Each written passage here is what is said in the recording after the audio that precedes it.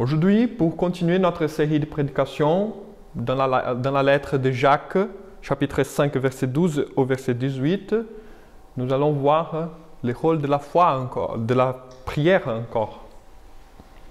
Alors, le texte biblique dit: « Avant toute chose, mes frères, ne jurez ni par les ciels, ni par la terre, ni par aucun autre serment, mais que votre oui soit oui, oui, et que votre non soit non, afin que vous ne tombiez pas sous les jugements.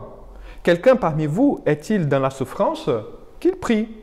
Quelqu'un est-il dans la joie? Qu'il chante des cantiques. Quelqu'un parmi vous est-il malade? Qu'il appelle les anciens de l'Église et que les anciens prient pour lui, en loignant d'huile au nom du Seigneur. La prière de la foi sauvera les malades et le Seigneur les relèvera. Et s'il a commis des péchés, il lui sera pardonné. Confessez donc vos péchés les uns aux autres et priez les uns pour les autres, afin que vous soyez guéris. La prière fervente du juste a une grande efficace. Élie était un homme de la même nature que nous. Il pria avec l'insistance pour qu'il n'ait plus point. Et il ne tomba point de pluie sur la terre pendant 3 ans et 6 mois. Puis il pria de nouveau, et le ciel donna de la pluie, et la terre produisit son fruit. » Je vous invite à la prière. Notre Dieu et notre Père, nous te rendons grâce pour ces moments, Seigneur, de culte que tu nous donnes. C'est toi, Seigneur, qui nous a attirés ce matin pour être là, pour te rendre gloire. C'est toi qui nous remplis d'Esprit Saint afin que nous puissions te glorifier. C'est toi, Seigneur, qui conduis chaque partie de ces cultes.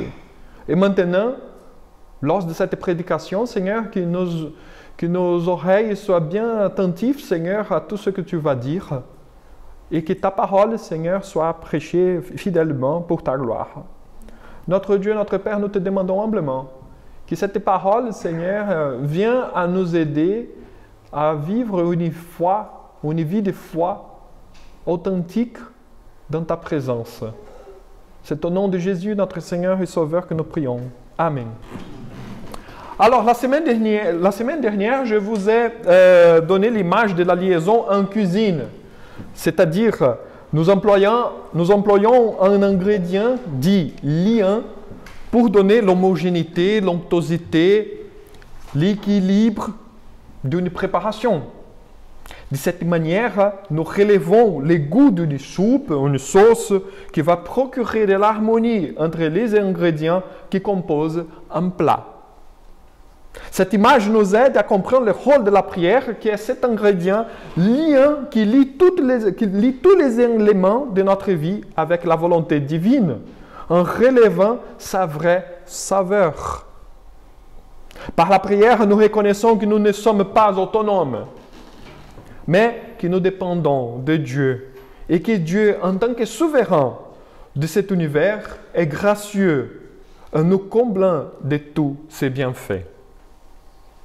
Pourtant, Jacques nous montre que la prière est nécessaire dans tous les moments de la vie, car même nos promesses, comme nous avons lu tout à l'heure au verset 12, même nos promesses dépendent de Dieu. Or, nous n'avons aucun contrôle de ce qui va se passer dans la minute suivante de notre vie. Pour que nous soyons fidèles, donc, nous avons besoin de la grâce divine. Notre texte de ce matin, mes frères et sœurs, montre clairement l'importance de la prière, car elle doit baigner notre vie quotidienne, nos actions, nos paroles, nos intentions de notre cœur. Elle doit lier les saveurs de la vie comme une bonne sauce, le fait dans l'ensemble d'un plat. Ainsi, aujourd'hui, je vous invite à voir par les versets 13 à 15 que Jacques encourage ses lecteurs à prier dans toutes conditions de la vie.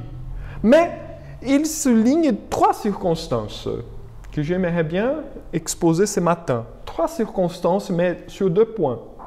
D'abord, j'aimerais bien vous inviter à regarder deux circonstances contraires mais complémentaires et la troisième circonstance qui est assez polémique.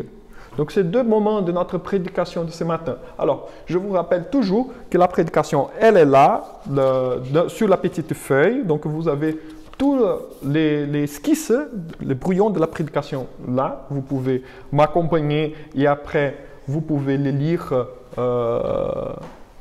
dans votre journée ou dans votre semaine. Je rappelle aussi que cette esquisse de la prédication est sur cette vidéo qui sera sur YouTube. Donc, dans la description de cette vidéo, il y a toute la prédication aussi disponible.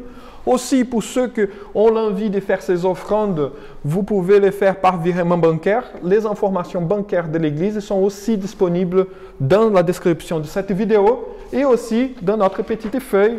À la fin, il y a toutes les informations bancaires. Si vous préférez faire vos offrandes par virement bancaire, toutes les informations sont là, disponibles. Voilà, donc je vous invite à voir ces circonstances que nous devons considérer de près, afin que nous ayons les bons raisonnements par rapport à notre vie et à la fonction de l'Église. C'est intéressant cela, parce que ce n'est pas une question simplement personnelle que Jacques est en train de traiter, c'est une question de la vie de l'Église, l'importance de l'Église. Donc, je vous invite à la première chose, le premier point, qui c'est les deux circonstances contraires mais complémentaires. D'abord, la première circonstance est la plus évidente. Il s'agit de la souffrance. Jacques pas. Jacques encourage les membres de l'Église à son époque à prier lorsqu'ils passent par la souffrance. Car la souffrance, mes frères et sœurs, est une forte motivation à dépendre de Dieu. Car lors de la souffrance, nous voyons notre misère, comme nous sommes petits.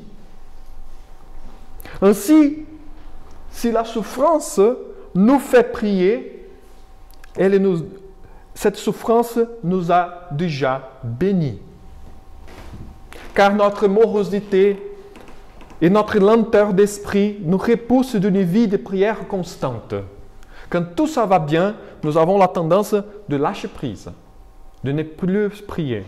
Donc Dieu tourne un peu la vis avec quelques épreuves dans notre vie afin que nous retournons dans une vie de prière constante.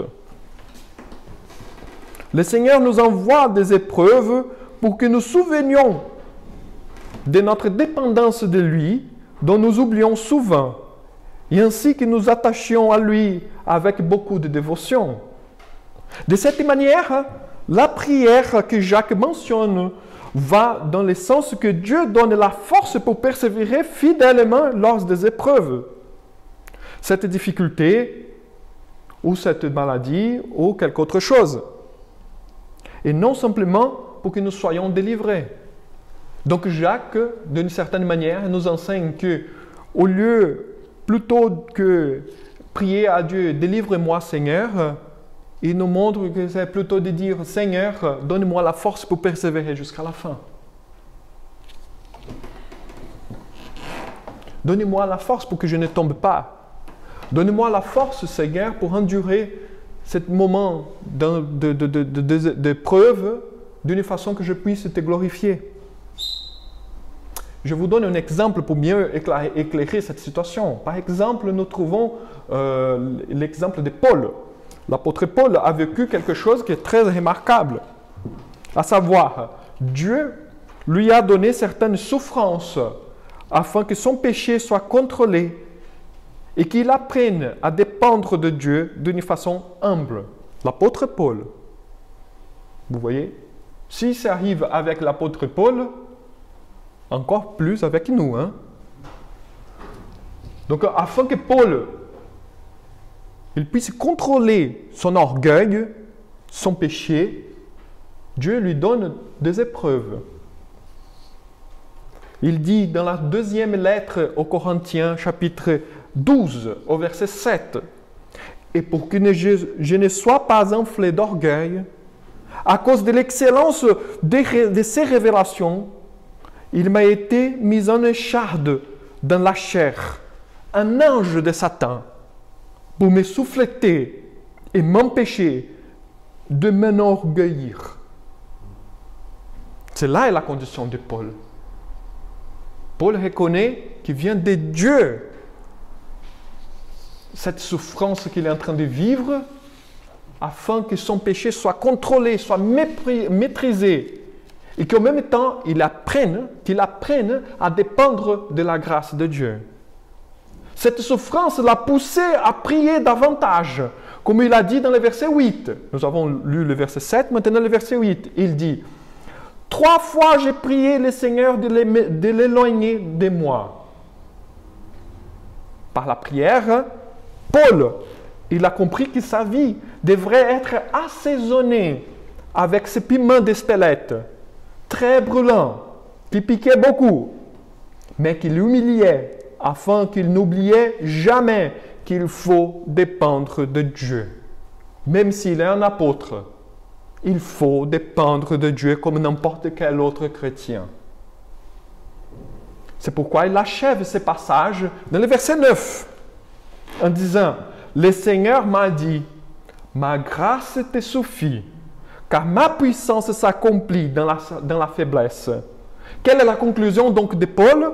« Je me glorifiais donc bien plus volontiers de mes faiblesses, afin que la puissance de Christ repose sur moi. » Donc, la prière n'est pas pour Dieu, mais pour moi. Notamment, pour que je me rende compte que même mes souffrances doivent servir pour la gloire de Dieu. Alors, maintenant, je vous invite à la deuxième circonstance de ce texte de Jacques. La deuxième circonstance est plus favorable. Nous avons vu la souffrance qui nous invite justement à prier davantage afin que nous soyons toujours plus dépendants de Dieu. La deuxième circonstance, elle est plus favorable, elle est meilleure. Elle forme l'extrémité opposée. Souffrance, maintenant joie. Jacques, il nous invite à prier lorsque nous sommes dans la joie, lorsque nous sommes heureux.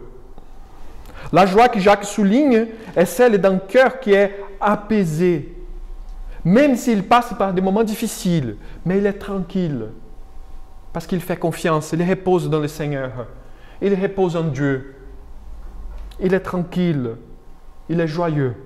Ainsi, si nous sommes contents, si nous vivons de bonnes choses, nous devons rendre grâce à Dieu. Si nous passons par des moments difficiles, mais notre cœur est tranquille, nous devons rendre grâce à Dieu. Parce que cette tranquillité dans notre cœur vient du Seigneur.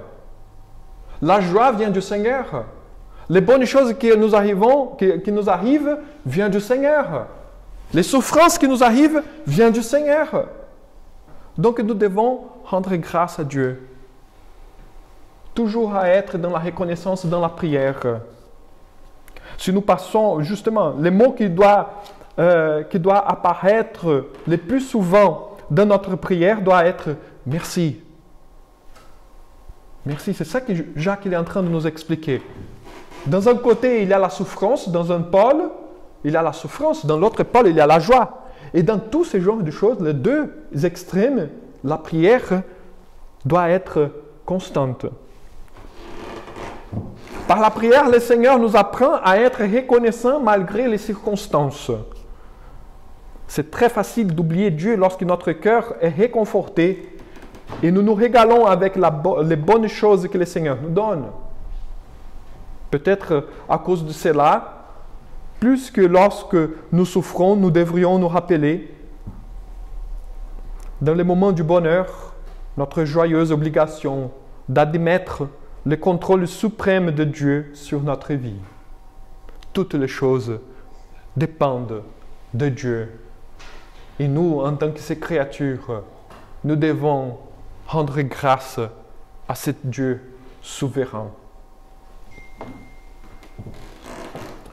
C'est intéressant de voir que Jacques emploie le mot grec psalto, que c'est la base de notre traduction pour psaume. Donc, il utilise ce mot grec psalto pour nous montrer que lorsque nous sommes contents, nous chantons nos prières comme un psaume. Je ne sais pas si vous savez, mais les psaumes, le livre des psaumes dans la Bible est un recueil de cantiques et de prières pour que Israël, les Juifs, pourraient rendre gloire à Dieu. Donc, c'est un recueil de prières que nous pouvons faire pour nous-mêmes afin que notre cœur soit dans la joie, dans la reconnaissance que Dieu est celui qui prend soin, qui a pris soin d'Israël et qui prend soin de nous jusqu'à aujourd'hui. Nous chantons dans l'allégresse, nous chantons notre prière, car nous voyons la main souveraine de Dieu dans notre vie, constamment. Deux circonstances contraires, mais qui sont complémentaires. La souffrance et la joie. Car notre vie possède ses hauts et ses bas. Jacques le sait, la Bible sait, le Seigneur Dieu qui a inspiré la Bible le sait. La vie n'est pas une rette toute droite, mais on monte et on descend, on monte et on descend. Les choses de la vie passent. Mais une chose doit demeurer, notre vie de dévotion à Dieu. Priez constamment, priez sans cesse, comme l'apôtre Paul a dit. Priez sans cesse. Peu importe ce que vous vivez, ce que vous viviez, le plus important est de continuer à dépendre de Dieu, car il nous donne la force, c'est lui qui nous protège, c'est lui qui est là avec nous. Cela relève du goût de notre vie, la saveur que nous apprenions à goûter. Alors, ces deux circonstances qui sont contraires mais complémentaires donnent lieu maintenant à une circonstance un peu polémique dans les lettres de Jacques. Et à cette polémique, je rentre maintenant. La troisième circonstance fait naître justement une polémique, mais qui va se dissiper aussitôt si nous tenons devant nos yeux que la prière est le fondement de ce texte que nous venons de lire. Jacques parle de la maladie maintenant, spécifiquement. Et lorsque nous sommes malades, la prière doit être employée d'une façon plus effective encore. Nous ne devons pas prier tout seuls, simplement, mais dans ces moments d'angoisse et faiblesse, que nous soyons accompagnés par les anciens, les dirigeants de l'Église, pour prier pour nous et avec nous. C'est intéressant parce que dans la première circonstance, la souffrance, tu pries. Dans la deuxième circonstance, nous sommes dans la joie, tu pries.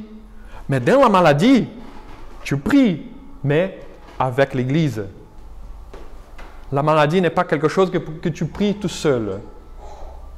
Tu pries avec. Et les gens de l'Église prient avec toi et pour toi. Ici, nous voyons le rôle des anciens bien décrit, à savoir être les personnes de l'Église.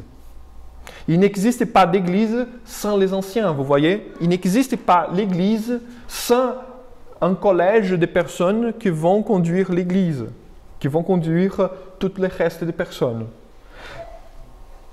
C'est pourquoi les anciens doivent être les plus mûrs dans la foi, selon un profil spécifique, afin d'accompagner spirituellement les autres membres d'une église locale. Même lorsqu'ils passent des moments difficiles, afin de les apporter dans la prière. Une parole pour encourager, un éclaircissement pour mieux comprendre la parole de Dieu à la lumière de ce que la personne est en train de vivre. Car lors de la maladie, on remet tout de suite beaucoup de choses en question. C'est normal. Dieu le sait. Dans la souffrance, on questionne si Dieu existe, si Jésus-Christ m'accompagne, si l'Esprit Saint vraiment m'habite, si j'ai vraiment la foi. Lors de la maladie, beaucoup de questions se mettent en place. Et c'est pourquoi Jacques, d'une façon très sage et très pastorale, il dit, c'est le moment de ne pas prier seul. C'est le moment de prier avec les anciens. Parce que les anciens sont là pour nous aider lors des moments que nous sommes faibles, soit physiquement, soit spirituellement.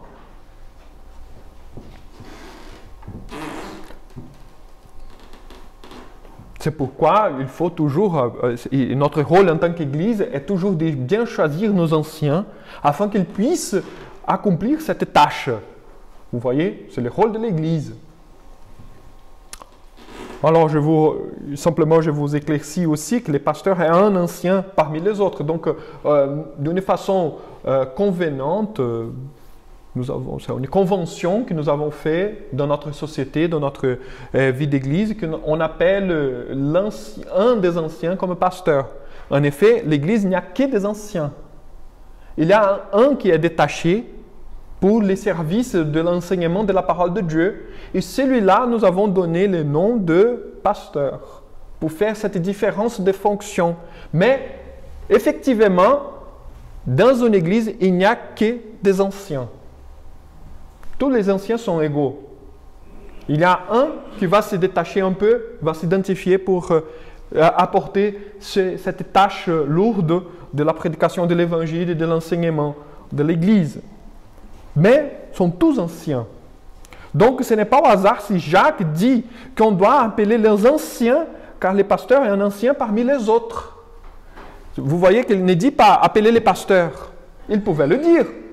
Non, il dit appeler les anciens. Parce que dans la tête de Jacques, non, toutes les personnes qui dirigent l'Église sont des anciens. Automatiquement, peu importe si elle est pasteur ou si un autre, peu importe, il n'y a pas de différence. Donc, si appelle les pasteurs, si appelle un autre ancien, c'est la même chose. Le plus important est que les anciens soient là, soient avec. Alors, Jacques ajoute que les anciens doivent imposer les mains. Et c'est intéressant de voir à la personne malade et l'oindre avec l'huile. C'est à ce moment que nous demandons sur la nature de ces rituels assez obscurs dans la Bible où repose la polémique. Qu'est-ce que c'est cette imposition des mains? Et qu'est-ce que c'est cette onction avec l'huile? À quoi ça sert? Alors, d'abord, le texte n'est pas clair, il faut le reconnaître. Le texte de Jacques, il n'est pas clair. Donc, il faut regarder dans la Bible d'autres passages plus clairs pour dégager l'explication. Comme je vous ai dit la semaine dernière, pour bien comprendre une règle d'interprétation de la parole, c'est lorsque nous voyons un texte obscur, de comparer ce texte obscur avec un texte plus clair afin de dégager la signification de deux textes. Donc, dans le Nouveau Testament, il n'y a qu'un autre passage qui mentionne une pratique pareille. Vous voyez? Il n'y a qu'un autre passage. Donc, c'est rare. Ce n'est pas quelque chose de normal. Ce n'est pas quelque chose qui se répète. C'est Marc chapitre 6, verset 13, qui dit « Il chassait beaucoup de démons, il oignait d'huile beaucoup de malades et les guérissait. » C'est ça que Marc dit.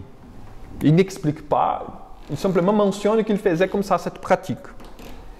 Néanmoins, ce texte n'est pas assez clair non plus pour établir une compréhension claire entre la relation de la pratique d'onction et les résultats procurés qui est la guérison. Alors, il y a plusieurs questions qui ne sont pas répondues et donc nous arrivons difficilement à dégager une doctrine, un enseignement afin de guider une pratique à partir de ces textes. C'est ça que je veux ajouter une troisième règle d'interprétation biblique. Difficilement, on va arriver à dégager un enseignement clair et précis par rapport à une pratique que l'Église doit avoir à partir de 1 ou 2 ou 3 textes. Normalement, il doit une pratique, un enseignement et une pratique que l'Église possède, normalement est appuyé sur plusieurs textes qui vont répondre à plusieurs questions. Lorsque nous retrouvons des textes assez obscurs ou que nous ne savons pas dégager exactement, là, nous devons avoir la prudence parce que peut-être on peut se tromper facilement. Ici, la Bible est la règle de foi et de pratique. Si elle est le critère de vérité, automatiquement, on doit rester avec la parole. Alors, mais comment nous avons compris cela tout au long de l'histoire? parce que la Bible n'est pas tombée hier du ciel, d'abord. L'Église n'est pas là depuis hier. Ça fait déjà 2000 ans que nous sommes là. Comment ces deux textes, assez obscurs, ils ont été compris? Alors, je voudrais faire un résumé très vite et très superficiel de ce qui a été dit. Et donc là, j'ai résumé dans deux pratiques, basiquement, deux façons de comprendre les textes. Une façon pratique et une façon religieuse de comprendre les textes de Jacques par rapport à l'onction avec l'huile. La manière pratique de comprendre l'onction d'huile mentionnée par Jacques dans ce texte, c'est dans le monde ancien, ça vient de la mentalité du monde ancien. L'huile d'olive était reconnue comme un médicament général employé largement dans tous les cas de maladie. Quelqu'un malade, on verse l'huile d'olive, on lui donne l'huile d'olive, soit à boire, soit pour passer dans la peau pour guérir. Par exemple, dans la parabole du bon samaritain, Jésus dit que les Samaritains a été traité, les Samaritains a traité les plaies de l'homme battu avec l'huile.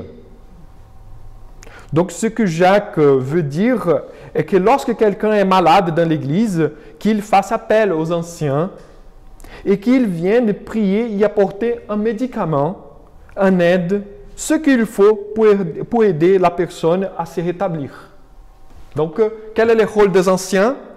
Prier avec, spirituel, mais aussi apporter un soulagement physique, soit des médicaments, soit de quelque chose qui est nécessaire, soit quelque chose que la personne a besoin.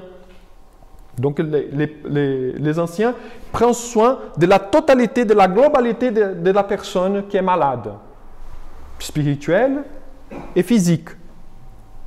Ainsi, la visite pastorale ou la visite d'un ancien est de nature spirituelle et matérielle à la fois, puisqu'elle traite l'intégralité de la personne.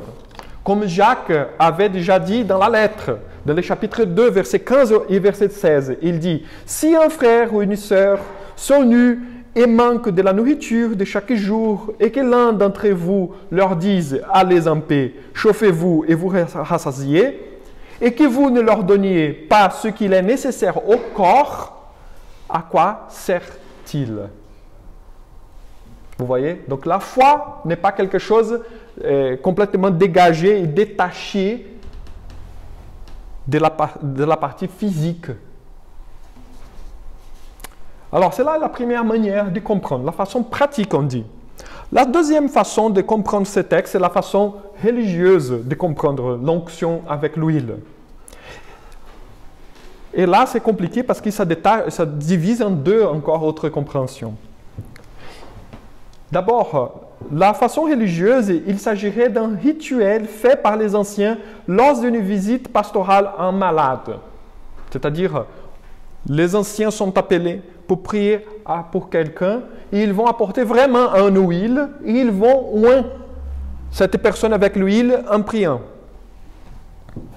Cette deuxième interprétation peut être comprise de deux formes, à savoir d'une façon sacramentale ou d'une façon symbolique. Et toutes ces divisions sont là dans la petite feuille et dans la description de cette vidéo, afin de ne pas se perdre de ce que je suis en train de dire, parce que je sais que c'est compliqué. Mais c'est la complication du texte. Donc, on peut comprendre cette deuxième compréhension comme sacramentale ou symbolique. Depuis les premiers siècles de l'Église, les anciens pratiquaient une sorte de rituel qu'ils appelaient « Euchailahoyon », qui veut dire tout simplement prière et huile. Eur, en grec, ça veut dire prier, et elaion, ça veut dire huile. Donc, depuis l'Église ancienne, depuis l'Église primitive, il y avait déjà cette pratique de onction et de prier avec. Cette pratique fut développée au long des siècles et elle est devenue un acte exclusif du pasteur, du prêtre, du curé.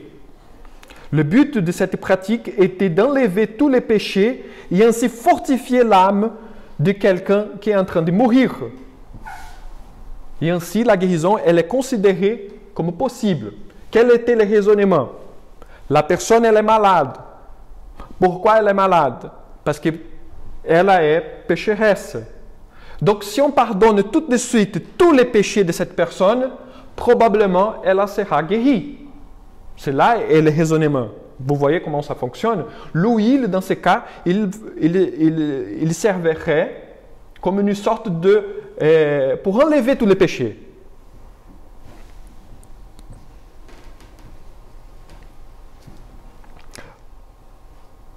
Dans ce cas, il s'agit d'un sacrement. Pourquoi un sacrement? Parce que l'huile est huile, mais il représente le pardon du péché. Ce symbole de l'huile, il y a une grâce du pardon. Donc, lorsque les curés, ou les prêtres, ou les pasteurs, ou l'évêque à l'époque oignaient quelqu'un, c'est comme s'il enlevait les péchés des gens. Et donc, probablement, la personne peut se guérir. Pourquoi? Parce qu'il n'y a plus les péchés. C'était la compréhension à l'époque. Cette pratique comprise de cette manière est devenue ce que l'Église catholique romaine appelle les sacrements de l'extrême onction. C'est comme ça qu'il a apparu les sacrements de l'extrême onction, qui ont fait aux malades avant de mourir. Probablement, parce que l'extrême onction, ce n'est pas pour préparer pour la mort, mais c'est le dernier recours pour sauver cette vie. Mais il y a une autre façon de comprendre, c'est la façon symbolique, faite par quelques églises évangéliques aujourd'hui, à savoir, les malades appellent les anciens, et ils prient en imposant les mains et en oignant la personne. Et dans la signification d'un tel geste est celle de l'Ancien Testament de l'onction avec l'huile, qui a été employée pour la consacration, séparation d'un prêtre, d'un roi, d'un prophète ou des ustensiles pour les services de Dieu. Onction dans la Bible entière veut dire toujours la séparation de quelqu'un pour un office. Dans l'Ancien Testament, il était normalement employé pour les 3 offices qu'il y avait dans la société judaïque à l'époque. Les rois, les prophètes et les prêtres, les sacrificateurs. Donc, quand une personne elle devrait devenir roi, il y avait un sacrificateur qui venait et il faisait l'onction de l'huile. C'est comme ça qu'on connaît très bien les récits de 1 Samuel, le premier livre de Samuel, chapitre 6, qui parle de l'onction de David en tant que roi d'Israël. Tous les sacrificateurs faisaient de la même manière pour former de nouveaux sacrificateurs. Ils ont été oints. Et les prophètes, la même chose. Donc, pour séparer quelqu'un pour l'office du prophète, il fallait que les sacrificateurs oignaient, ou même les prophètes oignaient cette personne. Donc, l'interprétation, cette compréhension du chapitre 5 de Jacques, est que, selon cette interprétation symbolique, est que la personne serait séparée pour recevoir les soins et l'attention spéciale de la part de Dieu pour la maladie. C'est-à-dire, la personne elle est faible et elle a besoin d'attention de la part de Dieu davantage. Donc, qu'est-ce qu'on va faire? On va prier Dieu et on va faire une onction avec l'huile. Ainsi, cette personne sera séparée pour que Dieu puisse s'occuper spécialement de cette personne. C'est là la compréhension symbolique de cet acte. Alors, comment on doit comprendre après tout cela? Là, c'est à vous, ce n'est pas moi. Moi, clairement, je suis contre la deuxième interprétation religieuse, c'est-à-dire en tant que sacrement et en tant que symbole. Soit dans sa forme sacramentale, comme l'Église catholique la comprenne, soit dans sa forme symbolique, comme les églises évangéliques, normalement, en général, la comprennent. Moi, je suis contre ces 2 façons et je vous donne quelques exemples, quelques arguments. La forme symbolique possède plusieurs arguments pour la soutenir qui méritaient d'être considérés. Cette façon que je viens de dire de séparer la personne pour un soin plus attentif de la part de Dieu. Je reconnais qu'il y a énormément d'arguments qui sont bienvenus et qu'il faut les regarder de près. C'est important. Mais on ne peut pas fermer la question tout de suite, tout d'un coup. Donc, mais comme il s'agit d'un texte unique sur le sujet, il n'y a que le texte de Marc, assez obscur aussi, qu'on ne comprend pas beaucoup. Moi, particulièrement, je me penche vers une interprétation la plus simple possible. La simplicité est toujours désirable lors d'une interprétation, parce que sinon, on rentre dans des embrouillages qu'on n'arrive pas à s'en sortir après. Donc, je voudrais proposer quelques arguments pour ces choix personnels et que je partage avec vous, et c'est à vous de choisir. D'abord, parce que dans deux cas, c'est du mysticisme. Soit la façon sacramentale, soit la façon symbolique, il y a un élément du mystique qu'on ne sait pas comment expliquer. En plus, il y a forcément un transfert de la foi sur un élément, la foi en Dieu sur l'élément qu'il représente. C'est-à-dire, naturellement, soit les anciens, soit la personne qui est malade, va transférer la foi de Dieu vers l'huile, en pensant que, avec l'onction de l'huile, maintenant je serai guéri. Donc, quand on transfère la foi de Dieu, attention à cela que je vais vous dire. Lorsque nous transférons la foi de Dieu vers quelque autre chose matérielle, cela est du mysticisme. Parce que notre foi, elle doit être en Dieu toujours. Sinon, la chose devient un idole. C'est comme si je pensais que, par exemple, on va célébrer la Sainte Seine, comme si les pains et les vins fussent, par exemple, la chair de Jésus-Christ et le sang de Jésus-Christ. Ou qu'il y avait quelque chose de magique dans les pains ou dans les vins que nous allons boire, qui me donnerait la force ou quelque autre chose, comme si les éléments avaient quelque chose en soi-même qui pouvait me faire quelque chose de bien. Non, il n'y a rien. Pain est pain, toujours pain. Vin est vin, toujours vin. Donc il n'y a rien de magique. C'est la présence de Christ en nous qui fait que la chose fonctionne d'une nouvelle manière. Donc, forcément, il y a ce transfert entre Dieu, le transfert de la foi en Dieu, vers l'élément huile pour la guérison. Donc, c'est pourquoi devient forcément un rituel. D'abord, c'est là. Si un rituel n'est pas commandé d'une façon claire par Jésus-Christ, je ne peux pas le faire. C'est comme ça qu'on a établi les 2 sacrements. Pourquoi il n'y a que 2 sacrements dans les églises protestantes et non 7 comme dans l'église catholique? Parce que les protestants utilisent la règle suivante pour interpréter qu'est-ce que c'est un sacrement. Il faut que la parole soit donnée clairement par Jésus-Christ. La Sainte Seine a été clairement dit pour Jésus. Vous allez faire ceci, de cette manière, de cette façon. On voit ça en plusieurs textes.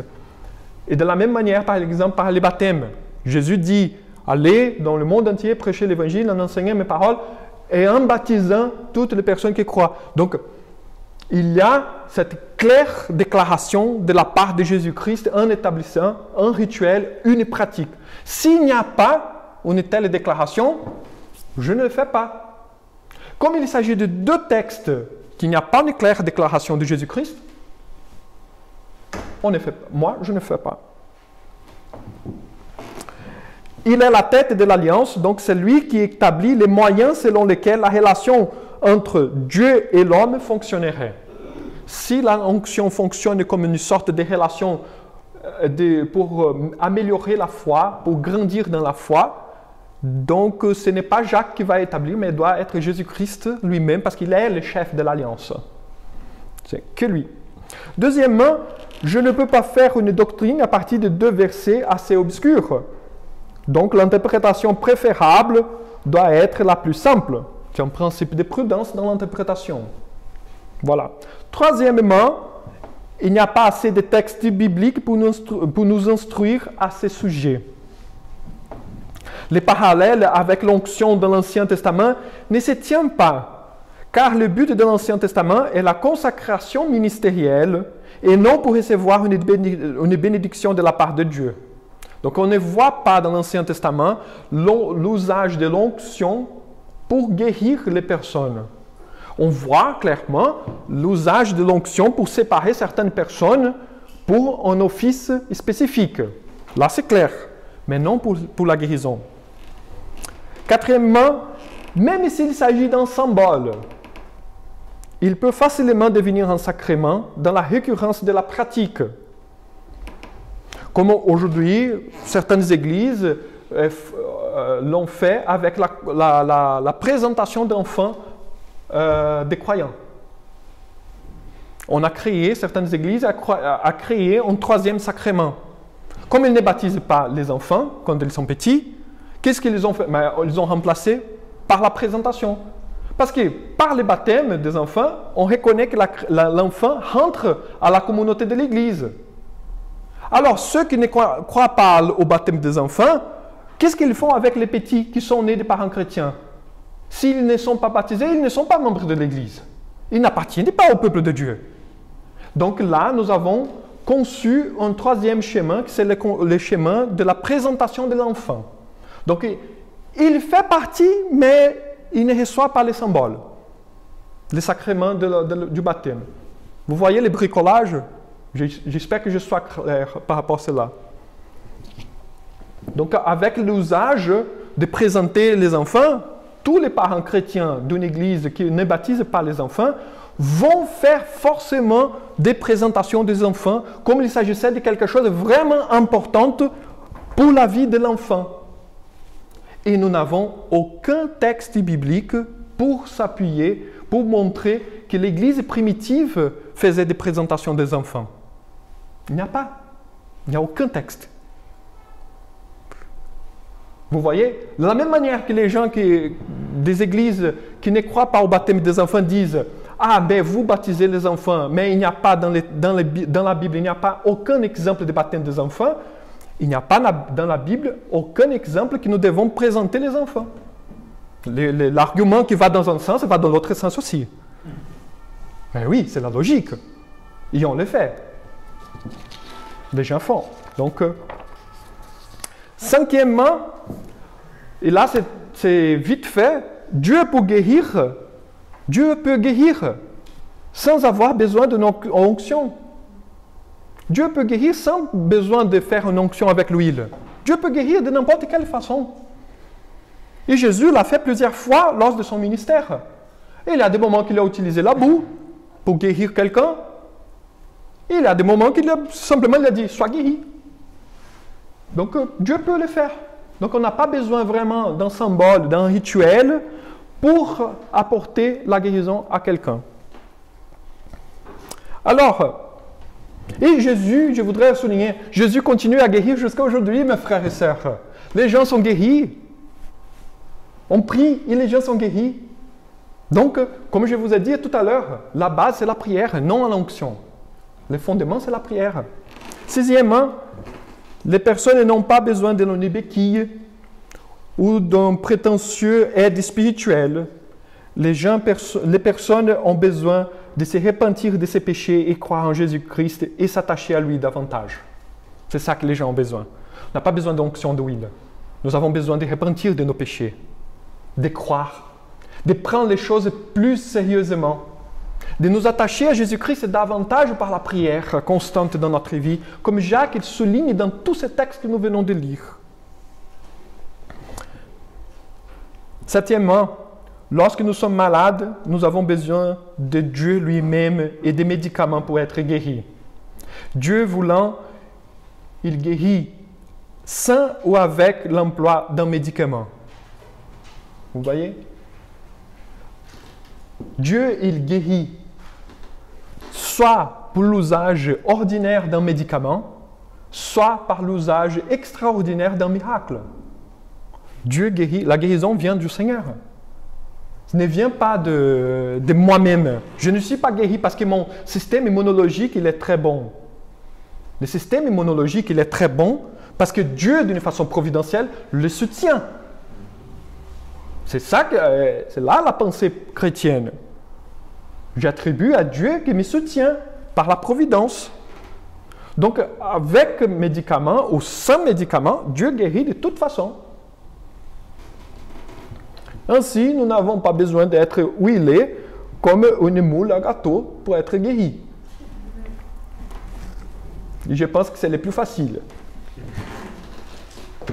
Donc vous voyez comment, je vous rappelle simplement que moi particulièrement, j'ai la tendance d'interpréter ces textes d'une façon pratique et de comprendre l'huile d'olive ici, l'onction de l'huile, non comme un rituel à faire, mais aux soins que l'Église doit apporter à ses membres lorsqu'ils passent par une maladie.